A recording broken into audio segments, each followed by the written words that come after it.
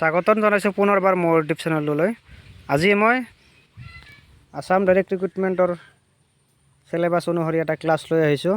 Grade 3 grade 4ৰ বাবে important, DSS DME DSS FWৰ বাবেও বহুতো ইম্পৰ্টেণ্ট হয়।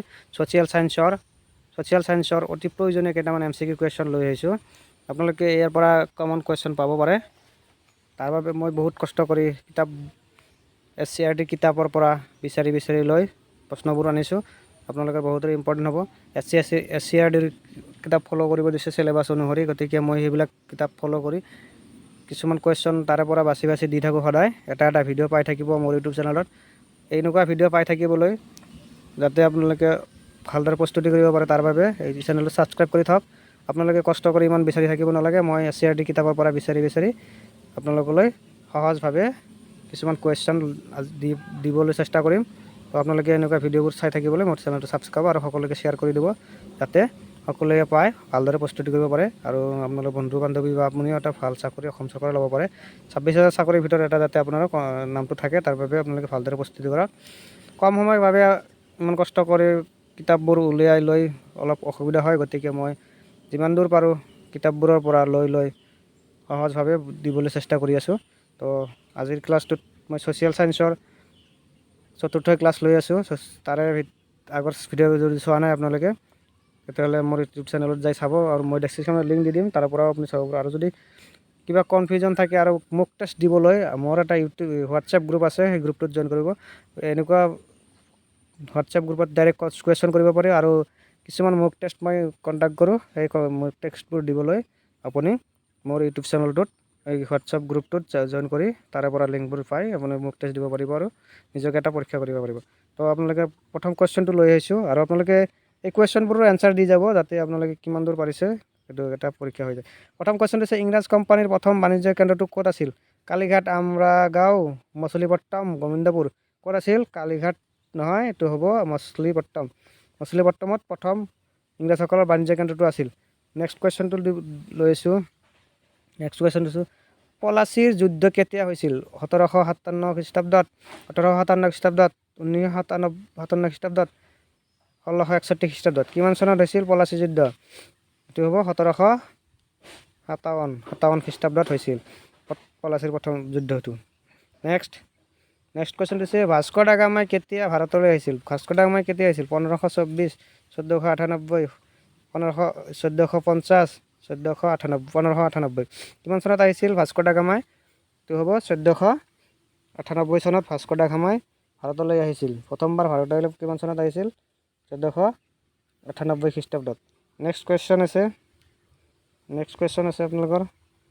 নেক্সট কুৱেশ্যনটো হৈছে, চিপাহী বিদ্ৰোহ কিমান খ্ৰীষ্টাব্দত হৈছিল? চিপাহী বিদ্ৰোহ কিমান খ্ৰীষ্টাব্দত হৈছিল? চিপাহী বিদ্ৰোহ আপোনালোকৰ কিমান খ্ৰীষ্টাব্দত হৈছিল? কিমান দিছে?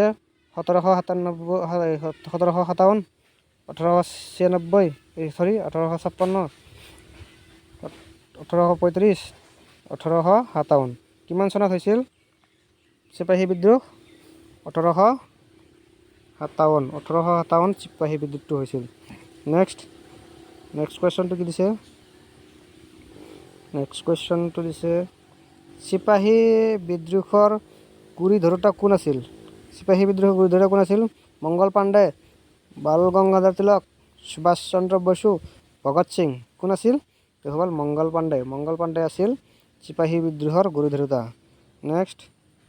নেক্সট কুৱেশ্যন আছে। নেক্সট কুৱেশ্যন দিছে, ব্ৰিটিছ সংসদে ভাৰত চৰকাৰ আইন কেতিয়া প্ৰণয়ন কৰিছিল?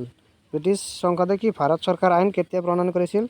1858 খ্ৰীষ্টাব্দৰ 15 আগষ্ট, 1858 খ্ৰীষ্টাব্দৰ 2 আগষ্ট, 1958 খ্ৰীষ্টাব্দৰ 2 আগষ্ট, 1947 চনৰ 15 আগষ্ট। কোনটো হ'ব? কিমান চনত ভাৰত চৰকাৰ আইন দিছিল? 1858 খ্ৰীষ্টাব্দৰ 2 আগষ্ট। 1858 খ্ৰীষ্টাব্দৰ 2 আগষ্টত ব্ৰিটিছ সংসদে ভাৰত চৰকাৰ আইন প্ৰণয়ন কৰিছিল ভাৰতত। তাৰপিছত নেক্সট কুৱেশ্যন দিছে, উদৰ শিক্ষা সংস্কাৰ আঁচনি কোনে ভাৰতত প্ৰৱৰ্তন কৰিছিল? উদৰ শিক্ষা সংস্কাৰ আঁচনি কোনে ভাৰতত প্ৰৱৰ্তন কৰিছিল? কোনে কৰিছিল? লৰ্ড কেনিঙে কৰিছিল। মনত ৰাখিব, বাকী অপশ্যনগুলো পঢ়ি দিয়া নাই। লৰ্ড কেনিঙে কৰিছিল এইটো উদৰ শিক্ষা সংস্কাৰ আঁচনি ভাৰতত কোনে কৰিছিল? লৰ্ড কেনিঙে। নেক্সট কুৱেশ্যন দিছে, নেক্সট কুৱেশ্যন আছে, নেক্সট কুৱেশ্যনটো দিছে ভাৰতীয় লোকসেৱাৰ পদবী লাভ কৰা প্ৰথমজন ভাৰতীয় ব্যক্তি। বহুত ইম্পৰ্টেণ্ট কুৱেশ্যন। ভাৰতীয় লোকসেৱা পদবীত প্ৰথমজন ভাৰতীয় ব্যক্তি কোন আছিল? সত্যেন্দ্ৰনাথ ঠাকুৰ, সুৰেন্দ্ৰনাথ গংগোপাধ্যায়, আনন্দৰাম বৰুৱা, বিহাৰীলাল গুপ্ত। কোনটো হ'ব? এইটো হ'ব সত্যেন্দ্ৰনাথ ঠাকুৰ। সত্যেন্দ্ৰনাথ ঠাকুৰে প্ৰথম কি আছিল? ভাৰতীয় লোকসেৱাৰ পদবী লাভ কৰিছিল। নেক্সট কুৱেশ্যন দিছে, ভাৰতীয় লোকসেৱাৰ পদবী লাভ কৰা প্ৰথমজন অসমীয়া ব্যক্তি কোন? কোন আছিল? লক্ষ্মীনাথ বেজবৰুৱা, আনন্দৰাম বৰুৱা, জ্যোতিপ্ৰসাদ আগৰৱালা, অজন্তা কুমাৰ আগৰৱালা। কোনটো হ'ব? আনন্দৰাম বৰুৱা। আনন্দৰাম বৰুৱাই প্ৰথম কি পাইছিল?